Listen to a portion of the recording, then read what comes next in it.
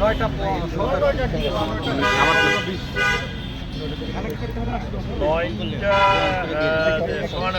সোয়া নয়টার দিকে একটা শুটিং ইনসিডেন্ট হয়েছে। পরে যেটা আমরা পাইলাম যে ভিকটিম যেটা সে হচ্ছে টেলি সুমন, তার ডিটেলস পাইছি। তার বিরুদ্ধে আমাদের কাছে 6টা মামলা আছে।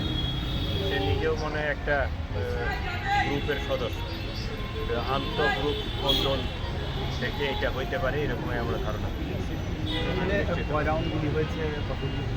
যেটা আমি শুনলাম 5 রাউন্ড। গুলি কারা করেছে এইটা এখনো বলা যাচ্ছে না। এটা ওনার ডিটেলসটা পাওয়া গেছে যে গুলিবিদ্ধ মারা গেছে, তাকে সিএনজি উঠায় তারে হাসপাতালে পাঠানো হচ্ছে। সে কি এখন ঢাকা মেডিকেলে? ঢাকা মেডিকেল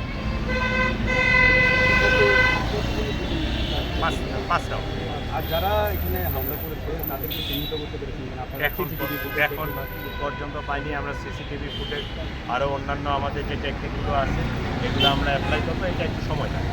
আপনাদের ধারণা যে আমাদের মানে প্রাথমিকভাবে যেহেতু সে একটা সন্ত্রাসী ছেলে এবং তার বিরুদ্ধে 6টা মামলা আছে, আমরা মনে করতেছি যে অন্য কোনো গ্রুপের সদস্য, কারণ আউট অফ নাথিং তাই একটা লোককে এখানে মাইরে দিল। তার কাছে মানি ব্যাগ ছিল, মোবাইল ছিল, অন্য ছিল, কোনো কিছু নেয়নি, জাস্ট কিল করে দিয়ে চলে গেছে। আচ্ছা, আপনি বলছিলেন যে 6টি মামলা আছে, সেই মামলাগুলো কিসের মামলা? মামলাগুলো ডিটেলস মামলাগুলো চাঁদাবাজি, অস্ত্র আইন, এগুলো পাটনা থানায় আছে, গুলশান থানায় একটা মামলা, বনানীতে বনানীতে আছে একাধিক থানা, 6টি। ঠিক আছে, এমনিকে আপনারা আসামি ধরতে অভিযান শুরু করেছেন? আমার ক্যামেরা এইটা তো ওপেনলি বলা ঠিক না, আমাদের কার্যক্রম চলবে। ঠিক আছে।